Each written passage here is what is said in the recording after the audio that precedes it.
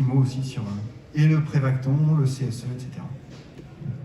Merci beaucoup. Alors d'abord, bravo à tous, parce qu'il y a eu beaucoup d'originalité, il y a eu beaucoup d'idées, et je dois dire que c'est toujours intéressant de confronter justement des points de vue très différents, des gens qui viennent d'univers différents, que ce soit d'univers professionnel ou de métiers différents, sur une question finalement qui nous concerne tous, qui est la représentativité.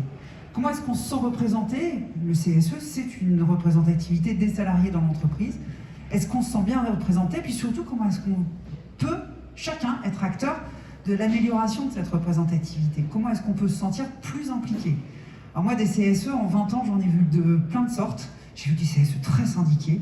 J'ai vu aussi des CSE, on va le dire avec beaucoup de guillemets et beaucoup d'affection au comité des fêtes, qui s'occupaient plus des œuvres sociales que du reste, parce qu'ils n'étaient pas forcément assez formés. Mais je dois dire que les CSE avec lesquels j'ai bien travaillé sont toujours ceux qui étaient les mieux formés.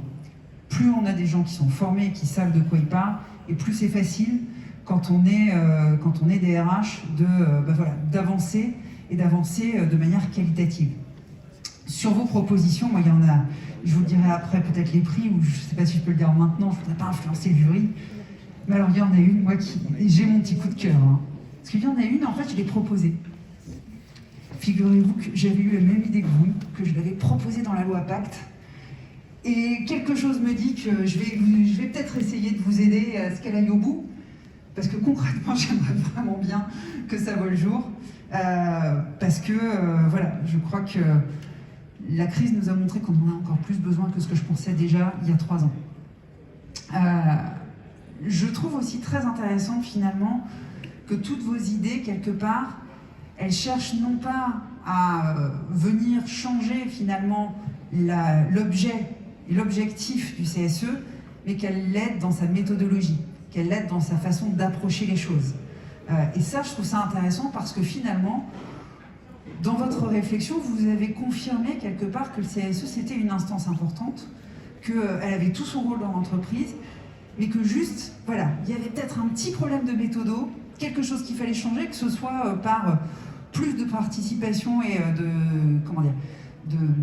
de consultation directe des salariés ou de la direction, que ce soit par une toute nouvelle méthodologie, effectivement, pour que l'information circule mieux, ou que ce soit par un accès, finalement, aux services offerts par le CSE pour tous les salariés. Donc, moi, je note ça quand même, je trouve que c'est vraiment intéressant, et dans le cadre de ce salon, en fait, de la prévention aussi, puisque c'est aussi un des grands objectifs maintenant du CSE, ils sont vraiment partout, finalement, intéressés, et donc on a fait infuser quelque part la prévention et donc la prévention et la gestion des risques dans toutes les missions du CSE.